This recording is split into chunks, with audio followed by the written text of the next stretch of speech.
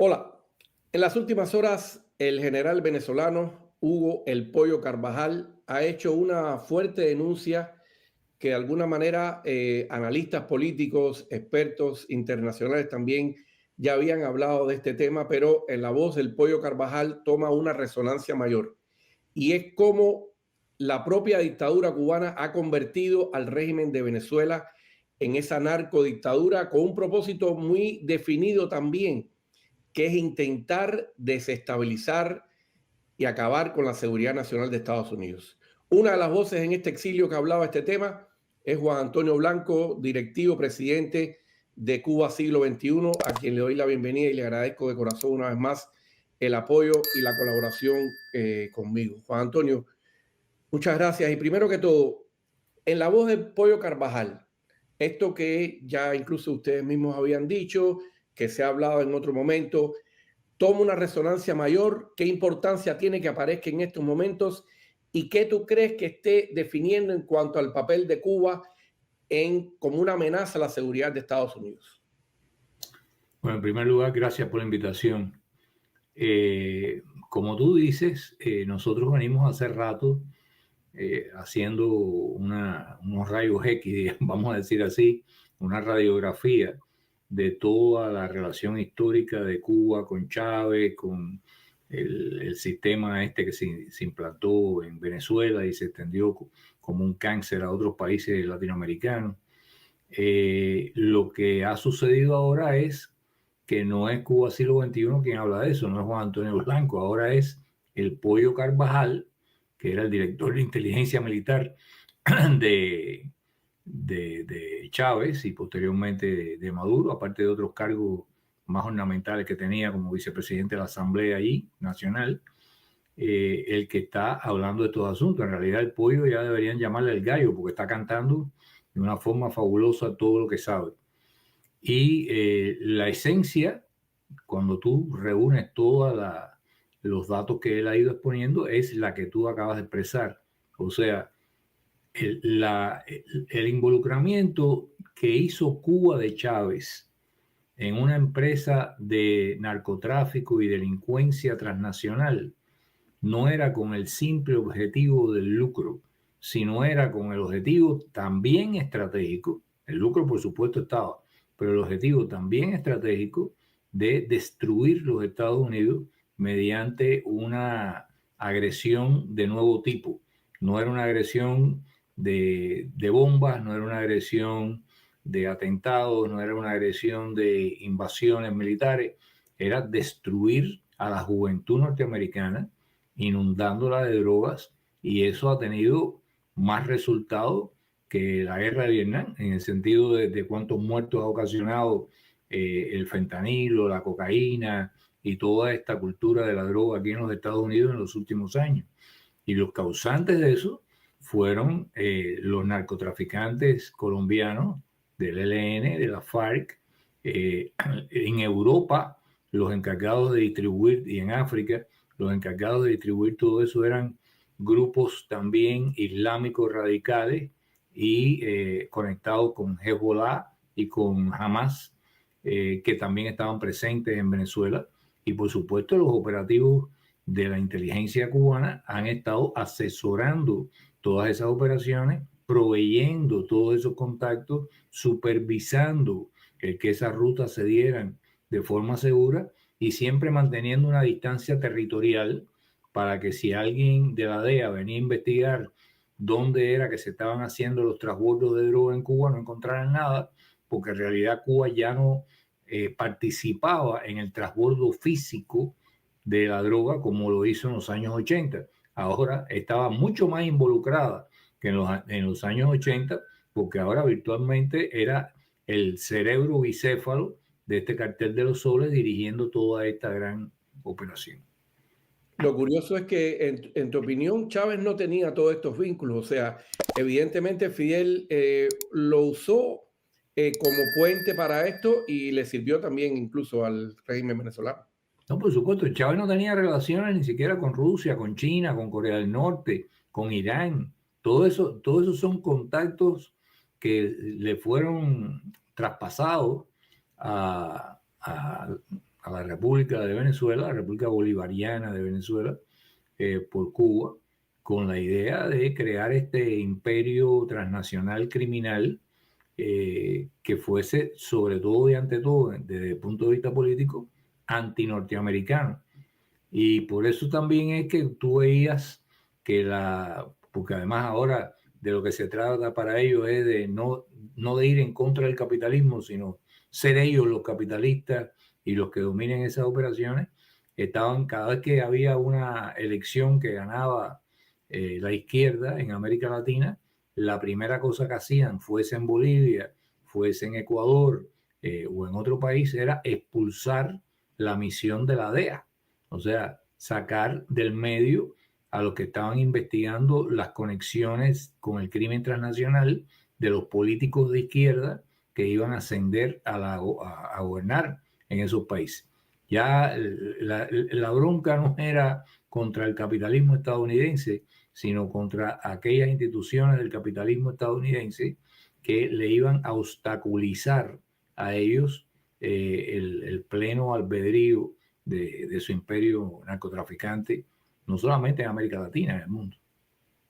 Ahora, Juan Antonio, ya sabemos que hay una estrategia definida por parte de la administración Trump, poniendo a la dictadura de Venezuela como una narcodictadura con el cartel de los soles, a que han calificado de organización terrorista por parte del gobierno norteamericano.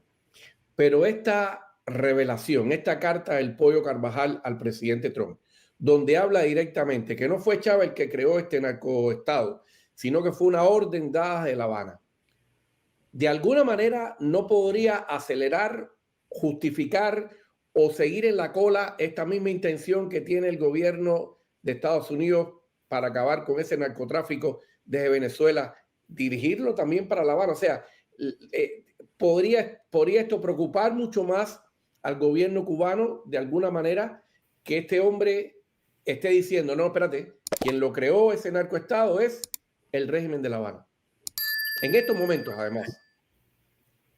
Déjame decirlo de la siguiente manera. Yo creo que primero tenemos que cerrar el capítulo venezolano antes de ponernos a especular cuál va a ser el siguiente paso, si es que hay un siguiente paso en relación con Cuba y de qué manera eso se manifestaría. Ahora, habiendo dicho eso, no me cabe la menor duda de que La Habana no debe estar durmiendo muy bien con estas declaraciones del Pollo Carvajal, porque siempre para ellos fue una amenaza en el que algunos de las personas que habían chocado, habían desertado de Venezuela, se convirtieran en fuentes de información sobre este tipo de vínculo criminal entre los dos regímenes, de La Habana y el de Venezuela. Así que sí, efectivamente, estoy de acuerdo contigo, esto va a estrechar más el nexo causal que hay entre el fenómeno de la droga y la relación que hay entre Cuba y Venezuela detrás de esa expansión que hubo de las drogas en estos años en Estados Unidos. Y por supuesto esto debe tener bastante inquieto, digamos, a los líderes en La Habana, o los líderes, una forma demasiado amable de llamarlo, a los gobernantes eso en La Habana, porque saben que en la medida en que se va completando el expediente venezolano, se está completando un expediente de ellos, inevitablemente, porque repito, no son dos situaciones distintas, son las dos cabezas de un fenómeno bicéfalo, transnacional, criminal y organizado además políticamente para destruir la influencia y la propia sociedad norteamericana. Juan Antonio, en medio de todo esto, el New York Times, un corresponsal del New York Times, ha dado algunos detalles de lo que estaría pasando con el tema de los guardaespaldas de la seguridad de Cuba, incluso hasta oficiales de inteligencia del régimen cubano que habría mayor presencia de ellos en estos momentos en Venezuela, que incluso hasta hay órdenes de Cuba de que resista, y evidentemente no hay una salida por parte del régimen cubano que no sea que Maduro se tranque ahí y no tenga ningún tipo de decisión que no sea hasta la última. ¿Estaría pasando eso realmente? O sea, hay mayor presencia de la inteligencia cubana, habría mayor presencia de la seguridad, ese anillo de seguridad por parte de Cuba con Maduro.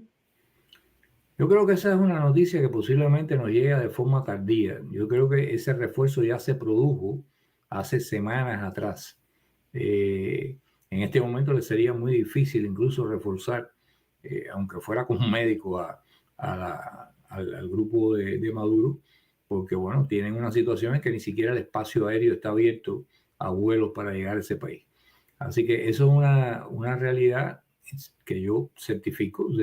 Yo sé que ellos han estado desde un primer momento tratando de, incluso desde la época en que se le hizo la entrevista a Cosío, que fue el primero en decir nosotros no vamos a poder defender militarmente a Venezuela, pero bueno, haremos todo lo que esté a nuestro alcance, y todo lo que está a su alcance, además de las campañas de desinformación, todos los agentes de influencia que ellos tengan en Estados Unidos, sea en el Congreso, en los medios de prensa, etcétera, ponerlos en función de desacreditar cualquier iniciativa en contra de Venezuela y crear narrativas que deslegitimen la política que en este momento sigue la administración en contra de Venezuela. Estaba también el refuerzo de asesores, no de unidades militares enteras, sino de asesores de contrainteligencia, de inteligencia y de seguridad personal.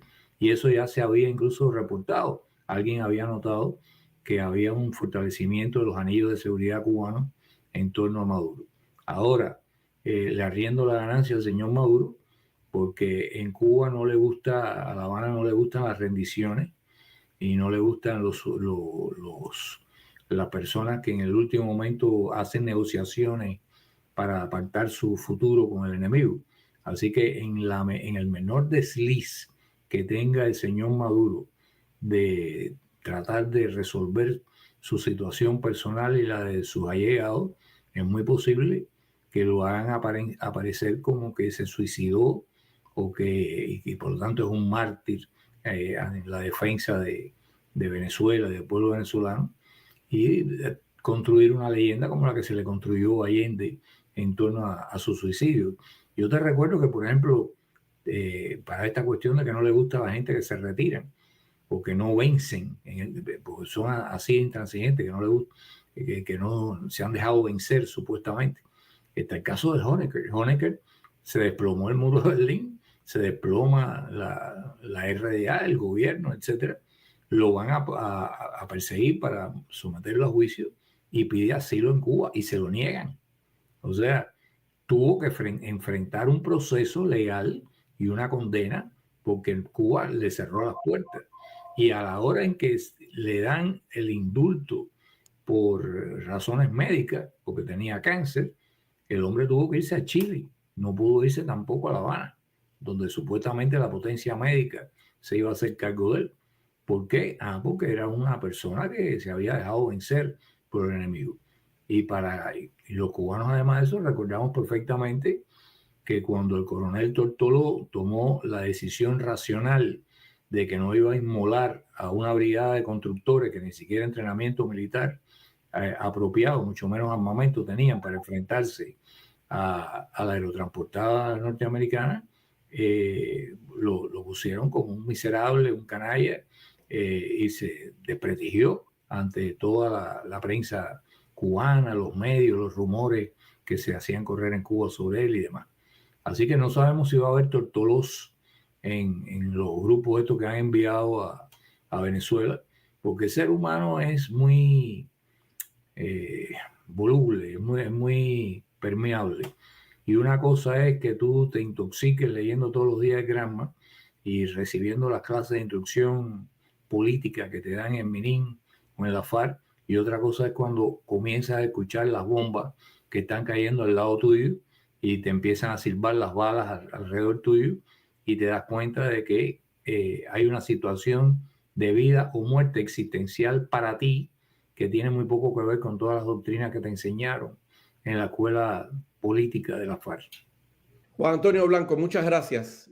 Gracias siempre por tus palabras, por tus consejos, por tu información, por tu testimonio y por tu colaboración con este canal.